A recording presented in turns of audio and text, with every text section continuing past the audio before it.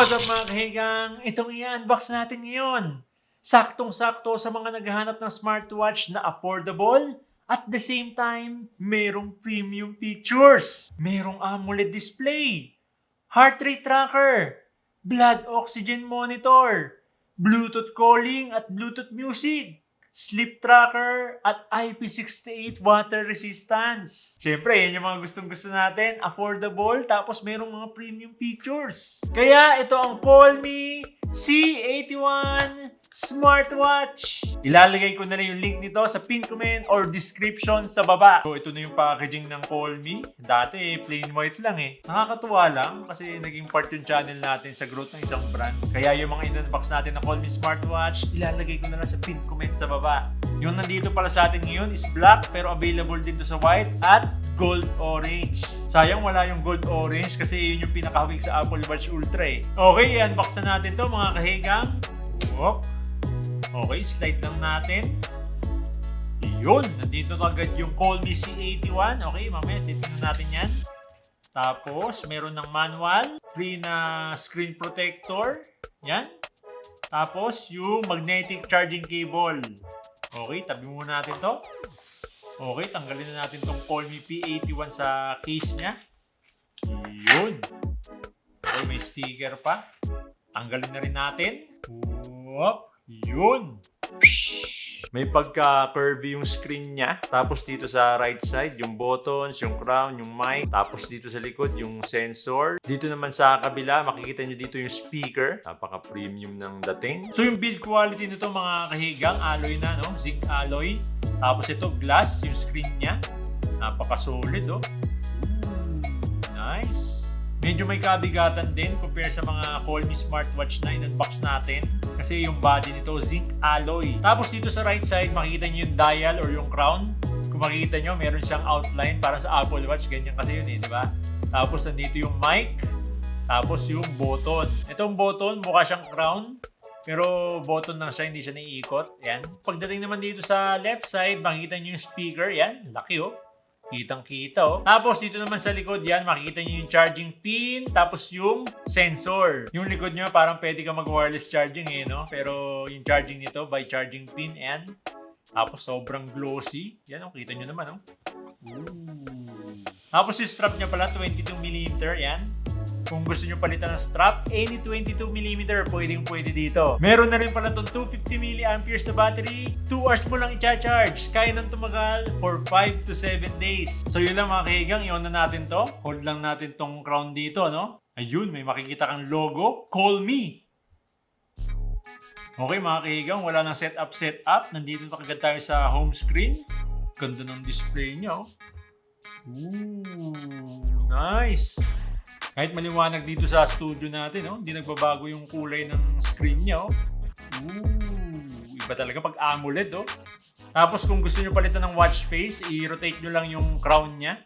Yan, palitan natin. Tingnan natin yung mga watch face dito. Nice. You know, ganda. May animation pa. Okay, isa pa.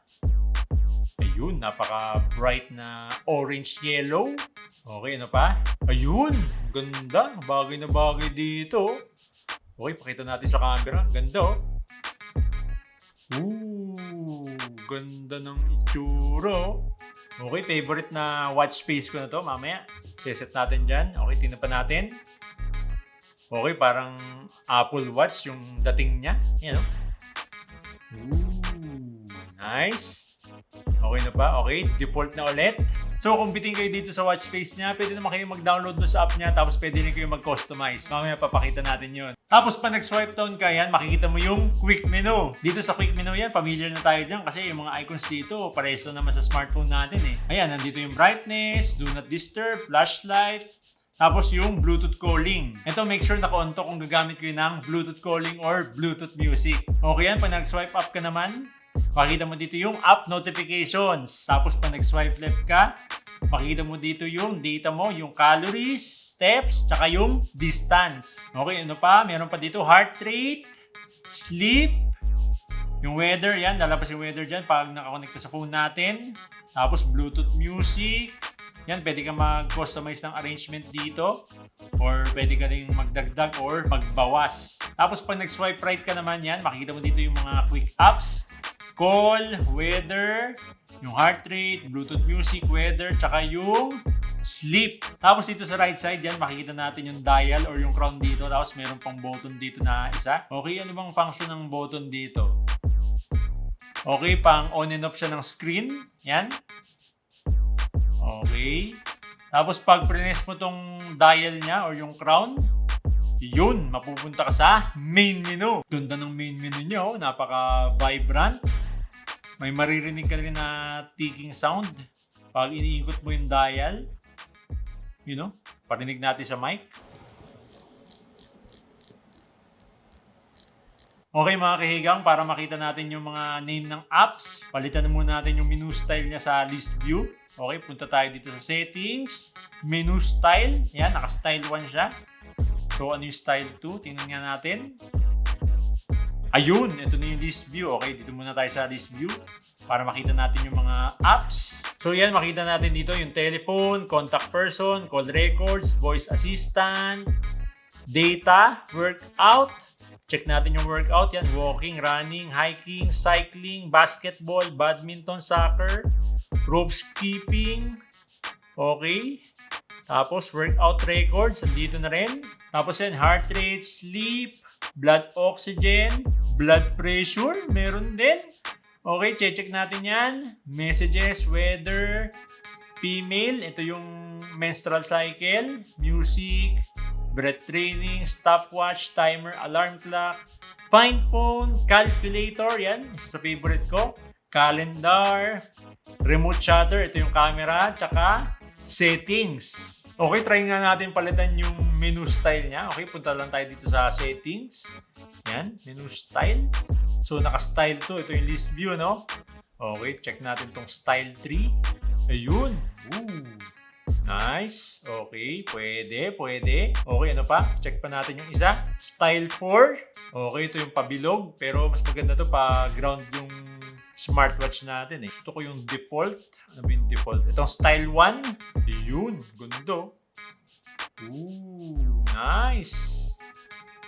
Since naka-AMOLED na to, meron tong always on display. Favorite feature ko yun dito sa Call Me C81 kasi hindi mo na kailangan iangat yung watch para makita yung time. Okay, suot na natin mga kahigang para matesting na rin natin yung heart rate tracker niya. Look at that. Parang Apple Watch, oh. Ooh, yung layout niya kasi parang Apple Watch eh. Tapos naka-zinc alloy pa. Look at that. Bagay na bagay sa shirt natin. Black. Ooh, nice. Oh, ha? Okay mga kaigang, i-testing na natin yung heart rate tracker niya. Swipe left lang tayo dito. Yun, okay. Tap natin. Heart rate. Okay, nagme-measure na. Yan, may makikita kang lines. Ayun, may mararamdaman kang vibration. So, nakalagay dito, 69 beats per minute. Okay, check naman natin yung blood oxygen. Okay, tap lang natin para mag-measure. Hindi ko masyadong trip yung animation niya, no? Ganyan lang, bilog. So, ganoon din, may mararamdaman kang vibration. So, nakalagay dito, 99%.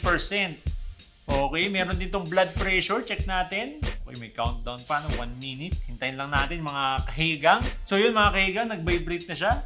Nakalagay dito, 34. So, ewan ko kung anong meaning nitong 34 na to. 34. May blood pressure bang 34 lang? Okay, meron siyang sariling chart dito, no? 0 to 29, relax. 60 to 79, medium.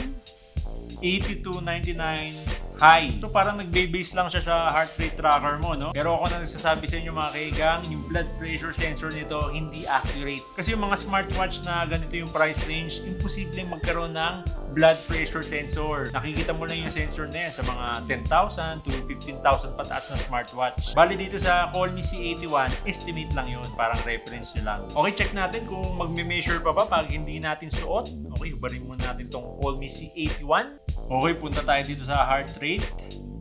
Ayun. Okay, lapag lang natin, no? Tap natin. Tingnan natin kung magme-measure. Blanco. Ayun, nakalagay, please wear watch properly. Okay? Dito naman sa blood oxygen. Tingnan natin kung magme-measure, kung hindi natin suot. Okay, tap ulit natin, mga kahigang. Okay, wala yung animation niya, no? Ayun. Blanco. Pero, yun, nakalagay dito, please wear watch properly. Okay, legit, nagme-measure siya, no? Pag suot natin. So, yung app nito is FitCloud Pro. Available to sa iOS at Android. Pwede kayo dito mag-register via Facebook. Pero kahit walang account, pwede nyo magamit yung FitCloud Pro. Okay, tapos dito sa FitCloud Pro, makita nyo, bind device. Dapat naka-on yung Bluetooth nyo, tsaka location bago nyo i-connect to, no? Connect natin. Boom. Okay, agree to phone binding request. Okay, binding. Hintayin lang natin. Ayun, binding success. Napakabilis mga kahiga. Okay, nakalagay dito. Bluetooth pairing request. Okay, pair. Boom. Okay, yun lang. Napakadali. So, dito sa app niya yan, yung home, makikita niyo yung steps, burn, distance, tsaka yung goal, sleep, heart rate, stress, lahat na ng mga data nyo, nandito na. Yung oxygen, nandito din, no? Tapos dito sa device, yan, nakikita nyo yung push notifications. Dito yung mga app notifications nyo. Yan, pili lang kayo kung ano yung app na gusto nyong lagyan ng notifications dyan. Tapos, alarm. Yan, pwede kayong gumawa ng alarm dito, no? Para itatap nyo na lang dun sa Call Me C81. Activity reminder, drink reminder, dial library. Ito yung sinasabi ko kanina, pwede kayong mag-download ng watch face. Okay, check natin tong dial library. Ayun, oh, daming mga watch face dito. Pili ka na lang. Okay, pili tayo. Yun, oh. Look at that. Kita nyo naman, oh. Ganda, oh. Kung gusto mo naman gawing watch face yung picture mo, yan. Tap mo lang tong upper left. Yan, pwede ka mag-customize ng watch face dito. Yan, pwede mong baguhin yung itsura ng time, yung position niya, yung background niya. Tapos, meron dito sports push. Yan yung notification sa mga workout mo. Weather reports, race to wake, elevated heart rate measurement, automatic health monitor, find watch, wrist preference, art style, contacts, shake photograph. Pwede mong gamitin tong Call Me C81 as remote shutter, no? Tapos, restore factory settings at device version. Dito naman sa Me, yan, yung login. Pero hindi tayo nag-login kasi hindi naman tayo gumamit ng account, no? Tapos yan, pwede mong i-connect din yung Google Fit dito sa FitCloud Pro. Okay, ganito yung speaker niya, no? Parinig natin sa mic. Yan yung quality ng speaker niya. Okay, pwede na. Lakas din eh, oh. Okay mga kaigang, try na natin yung Bluetooth calling niya, no? Kasi isa to sa mga useful feature nitong Call Me C81. Tignan natin itong Nokia phone natin. Dial natin yung number niya. Okay. Oh. Yun. Tama ba? Call.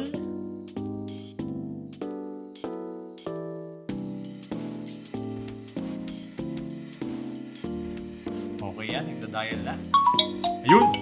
You know? Try natin yung microphone nitong Call Me C81. Mic check. 1, 2, 3. Call C81. Hello, mic check. Full pack yung features niya, tsaka build quality.